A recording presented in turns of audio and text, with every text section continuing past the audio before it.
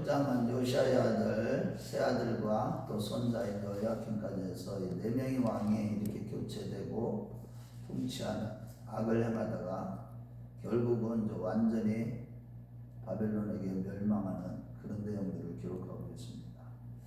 요시아의 아들은 첫째 아들은 요하난이었어요. 그런데 첫째 아들은 아예 왕이 되지를 못했고, 셋째 아들 먼저 살룸이라고 하는 여호아하스가 첫째 아들 왕이 됩니다.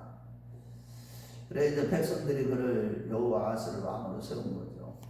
그런데 3개월 통치 만에 바로누구에 의해서 폐위가 되고, 이제 바로누구가 그의 둘째 아들, 2살 많은 아들, 그러니까 여호야킴, 원래 이름은 엘리야김이죠. 이름을 바꿔서 여호야킴이라고 하면서 왕으로 세웁니다. 그러고 그가 11년 통치 후에 그의 아들 이제 바벨론에게 이제 완전히 1차 포로로 끌려가고, 그 이후에 또 통치하다가 결국은 바벨론에 반역하고, 그러다가 결국은 바벨론을 침공할 때 죽게 됩니다.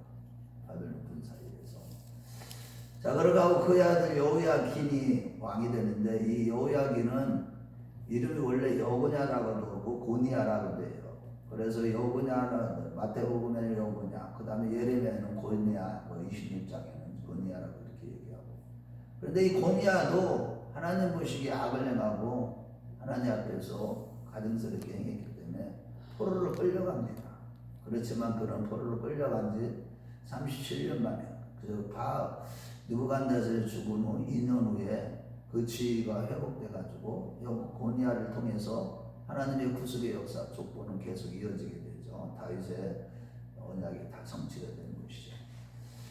그러고 이제 고니야를 대신해서, 여고냐를 대신해서 누구를 세우냐면 그의 삼촌인 시드기야가 왕이 되는데 마지막 왕이 되죠. 그래서 16, 17, 18, 19, 20, 그러니까 17대, 18대, 19대, 20대는 다 요시아의 아들과 손자들에게 통치하지만, 다 완전히 자기가 그 나라 백성들이 세운 거는 여호아하스 왕이고, 바로누구에 의해서 여호야김이 세워졌고, 바벨론에 의해서 시드기야가 세워졌고, 똑같이 11년 3개월 100일 이렇게 통치를 하게 됩니다. 여호아하스는 3개월, 그게 열왕기하 23장부터 26장까지, 또 예레미야서 22장부터 27장, 28장, 그리고 30장까지도, 그 다음에 그때 이제 다 예레미야 40몇 장까지 다 그 내용들이 다 기록하고 있는데, 자, 먼저 이 여호아하스는 3개월 동안 통치를 하면서 이게 지금 요시아의 종교개혁이 일어나고 하나님 앞에서 바르게 세운 아버지의 길을 따르지 아니하고 완전히 우상을 숭배하고 하나님 앞에 3개월 통치하는데도 악을 행하고 가증스럽게 행했다고 이렇게 기록하고 있어요. 그런 가운데 그때 당시에 이 멸망할 당시쯤에 요시아도 반애굽 정치를 쓴 거죠. 그러다 보니까 바로누구가 그를 왕을 폐위시키고 포로로 끌고 갑니다. 애굽으로. 그러고 거기 애굽에서 결국은 죽게 되죠. 돌아오지 못하고. 자, 그렇게 하고 이제 바로누구가 이제 세운 왕 여호야킴 왕 때 10년 동안 통치한 기간 동안에 그때의 국제 정세는 이제는 604년에 애굽이 완전히 바벨론을 해서 완전히 멸망하기 전에 그 과정에 그 길목에 있었던 이스라엘이 605년에 바벨론에 의해서 1차 포로로 끌려가게 됩니다. 1차로 포로로 끌려가요. 그때 1차 포로로 끌려간 사람이 다니엘이나 사드락 메삭 아벳느고를 비롯해서 똑똑하고 지혜로운 자들은 다 끌려가게 됩니다. 그리고 나라에 좀 귀한 기술을 가졌던 사람들도 다 끌려가게 되죠. 포로로 끌려가죠. 그런데 이 여호야킴이 그때 통치할 때 아주 그냥 예레미야서 22장서부터 이렇게 보면, 예레미야 선지자가 그 바벨론에게 항복하고 포로로 이렇게 항복하는 것이 살 길이라고 그렇게 권면을 해도 듣지 않았어요. 그렇게 하고 악행이 엄청나게 저지릅니다. 열왕기하 24장 이후에 보면. 그래 그는 아주 욕심이 가득하고 아주 백성들을 아버지 늑봉을 취하면서 그러면서 진짜 하나님 앞에 가증스럽게 행한 게 뭐냐, 그 율법책 아니 성경 율법책을 불태워서 칼로 그래가지고 태워서 화롯불에 넣어갖고 다 태워버렸다니까요. 하나님의 말씀도 거절할 뿐만 아니라 선지자들을 아주 무시하고 선지자들을 감옥에 가두고 막 그럴 때 그때 이제 사반인 서기관 사반이나 성전의 감독자였던 hil기야 이런 사람들이 이 예레미야를 숨겨주고 이렇게 하는데 어찌됐든 간에 이 여호야킴의 그 악행은 아주 가증스럽고 욕심이 아주 가득하고 아주 백성들의 은금을 다 늑봉해버리고 아주 하나님 앞에서 너무 강포한 악을 저지르는데요. 악을 썼어요. 우리 한번 예레미야서 22장 17절 한 절만 보겠어요. 예레미야 시를 우리 한번 22장 17절.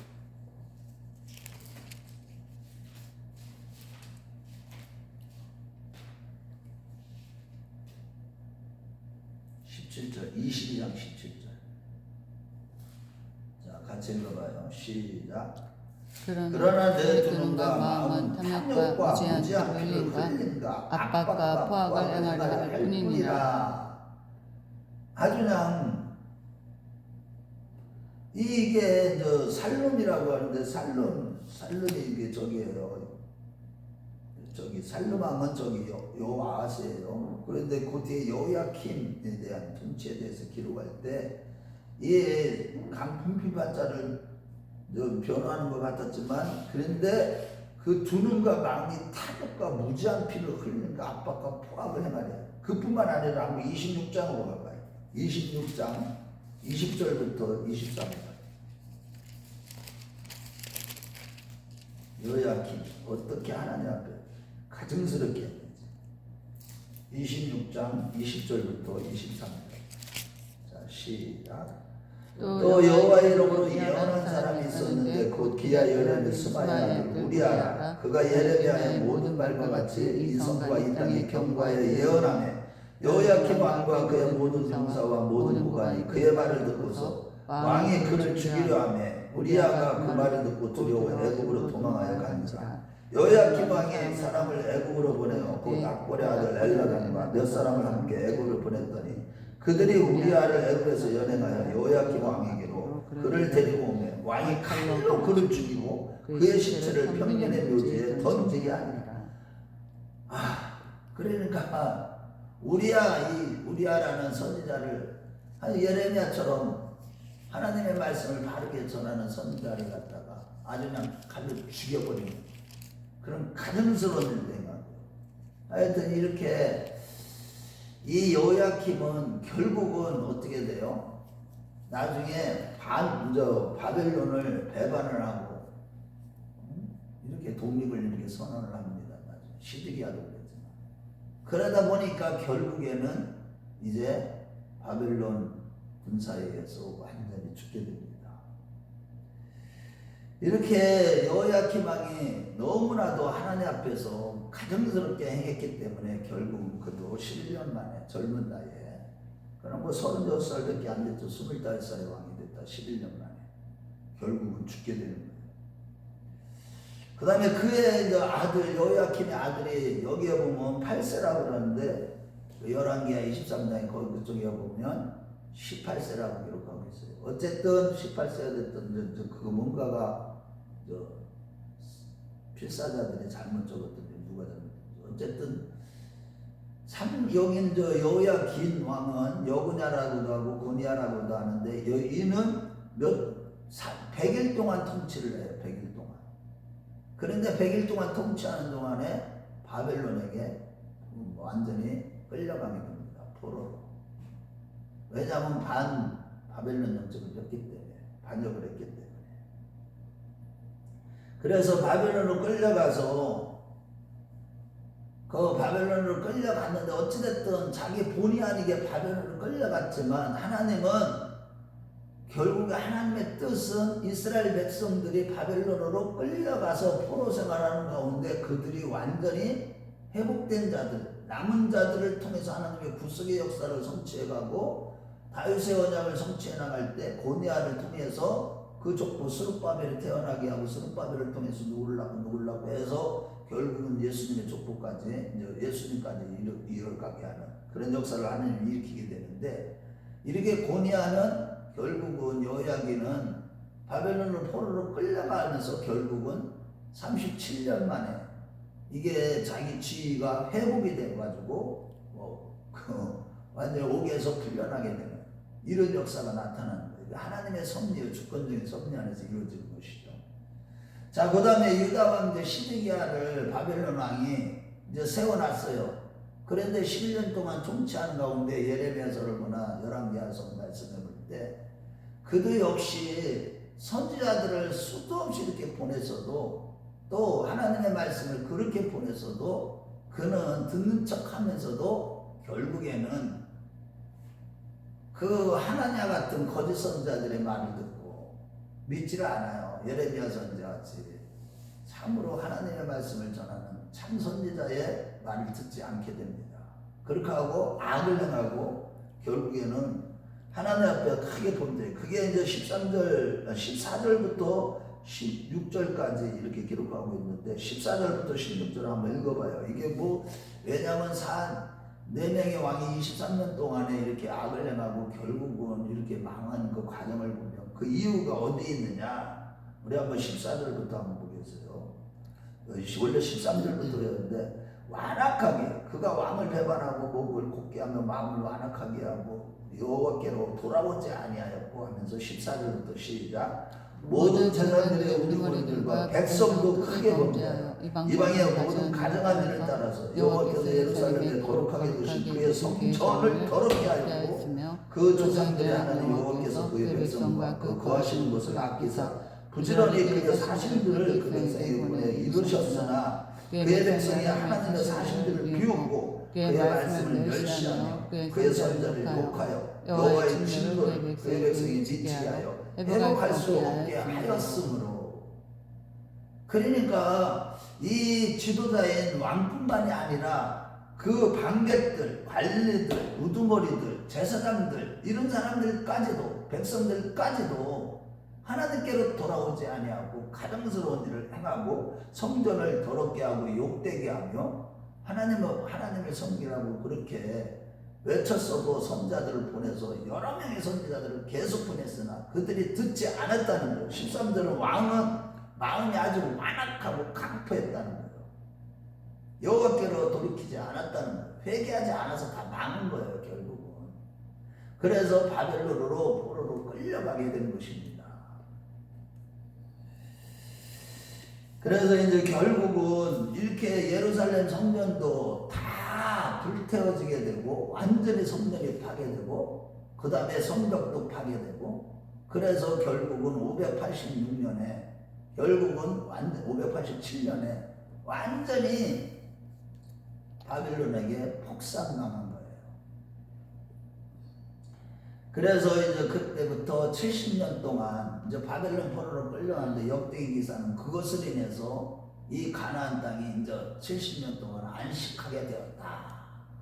바벨론 포로로 끌려갔는데 이 역대기 기사는 그렇게 기록하고 있어요.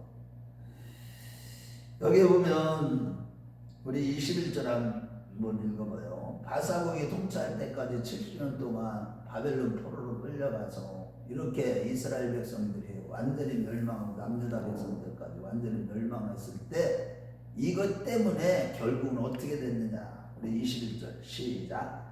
이에 토지가 황폐하여 땅이 안식년을 누린 것 같이 안식하여 70년을 지냈으니 여호와께서 예레미야의 입으로 하신 말씀이 이루어졌더라. 결국에는 어제 수요일에 뜬 말씀을 드렸지만 안식, 이 땅이 안식하는 거, 안식하도록 이렇게 하나님께서는 그 이스라엘 백성들에게 안식년의 규례를 주셨음에도 불구하고 사람들의 마음이 가나안 땅에 들어갔을 때 어떻게 됐어요? 다 바벨론 그 가나안 땅 사람들처럼 다 어떤 욕심이 가득하게 된 거예요. 그러고 우상을 숭배하면서 결국에는 그들을 쫓아다 살다 보니까 땅을 씌워야 되는데 안식년을 안 지킨 거예요. 땅을 씻지 못하도록 한 거예요. 그러나 그들이 이제 바벨론에 완전히 포로로 끌려갔을 때 땅이 그때서야 70년 동안 안식하게 되었다. 이렇게 기록을 하고 있어요. 자, 그리고 나서 결국 이렇게 복상 망하고 나서 이제 하나님께서는 그래도 하나님의 구속의 경륜은 반드시 하나님의 언약의 말씀은 다 성취하시는 하나님이시니까, 그래서 이를 행하시는 여호와, 이를 지어 성취하시는 여호와, 이 세상의 모든 일은 하나님의 주권적인 섭리 아래서 다 이루어진다는 거예요. 그런 가운데 구원의 역사도 구속의 경륜도 하나님의 언약의 성취도 다 성경 말씀대로 반드시 다 이루어지고 천지는 없어지겠으나 내 발은 없어지지 아니하리라고 마태복음 24장 35절에 말씀하신 것 같이, 또한 민수기 23장 19절에 말씀하신 것 같이 하나님은 인생이 아니시니 시건치 아니시고 인자가 아니시니 후회가 없으셔서 어째 그 말씀하신 말을 행치 아니시며 하신 말씀을 실행치 아니하시랴. 우리 하나님은 진실하시고 성실하시기 때문에 한번 말씀하시면 그 말씀은 다 이루어진다는 거예요. 하나님의 말씀은 그대로 다 이루어진다. 천지를 창조할 때 창조주 하나님이 말씀으로 다 천지를 창조할 때 빛이 있으라니까 빛이 있게 된 것이고, 말씀으로 우주 만물을 창조한 것처럼 그 말씀하신 것은 다 이루어지는 거예요. 다 성취가 되는 거예요.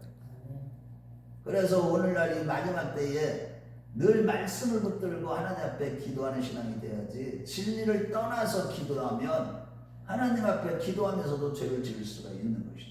말씀을 모르고 기도하면 그렇게 될 수 있다는 거예요. 그래서 호세아 선지자를 말해서 너희들은 내게로 돌아오려거든 말씀을 가지고 돌아와라. 그래서 이렇게 결국은 고레스 칙령에 의해서 바사왕 고레스 원년 때 이제 예루살렘 성을 하나님께서 고레스에게 감동을 주셔서 짓도록 회복하도록 이렇게 하게 되는 거예요. 그때가 1차 포로기 아닌 537년이죠. 그렇게 하면서 이제 역대기를 이렇게 마무리하고 있어요. 자, 결론입니다.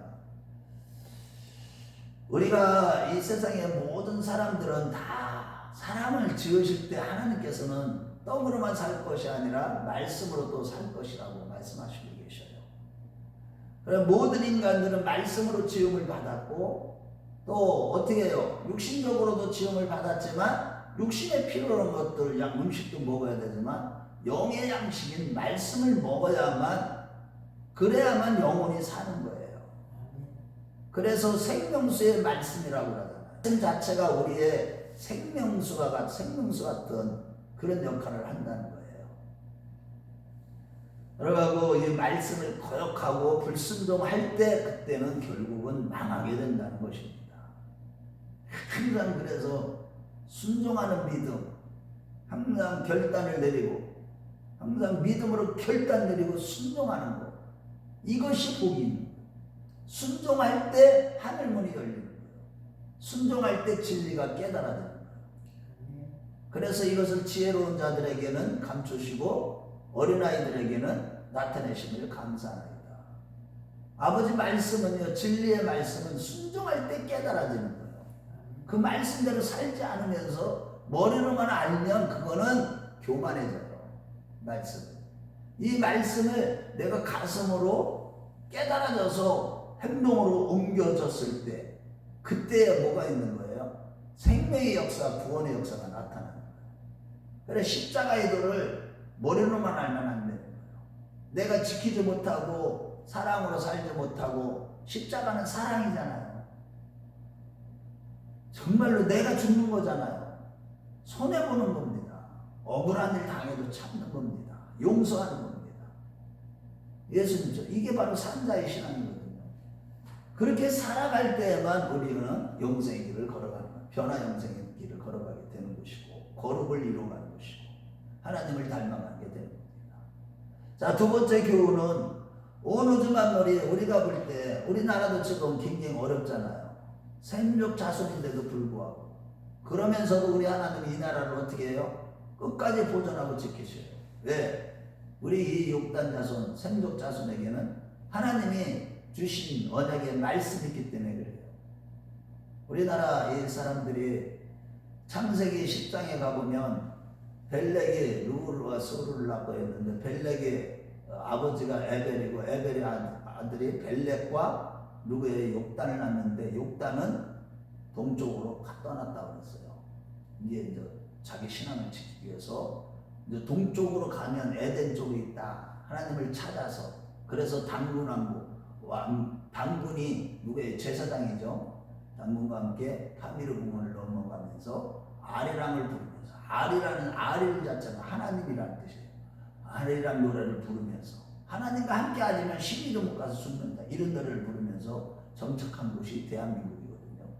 이 대한민국을 통해서 마지막 때 이제 하나님의 구속의 국면을 완전히 성취하시기 위해서 이 나라의 민족을 하나님께서 이렇게 세웠는데 그래서 전 세계가 결국에는 이 대한민국에 집중할 수밖에 없어요. 오늘날 일어나는 모든 일을 보세요.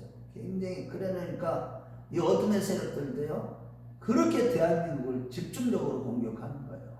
중국이 다 보면 뒤에 사단의 역사거든요. 이 나라를 통해서 하나님 이루실 일을 사단이 다 알거든요. 그럼에도 불구하고 우리는 끝까지 이제는 주님 오시는 날 거룩한 휴거 백성이 되기 위해서 끝까지 절대 주권자 되신 선자 되신 하나님만 보면서 그 하나님께 모든 것을 맡기고 의지할 때 반드시 이 나라는 회복이 됩니다. 그래서 이스라엘도 이제 누구를 통해서 바사왕 고레스를 통해서 이제 다 예루살렘의 증거이 되게 되죠. 아니면 이제 실제 아닥사스다 왕의 칙령에 의해서 결국에는 완전히 예루살렘이 회복이 돼요. 어제 이제 오후 수요일에 다 말씀드렸잖아요. 마찬가지로 우리나라도 이렇게 회복이 될 것인데 이제 우리가 그래서 이제 깨달아야 되는 건 뭐냐? 하나님의 주권적인 섭리와 하나님의 말씀대로 이루어지는 것을 우리는 끝까지 믿고 신뢰하며 흔들리지 아니하고 끝까지 하나님 앞에서 거룩한 삶을 살아갈 때 우리는 변화의 길을 걸어가게 됩니다. 저와 여러분들이 그러한 자 되시기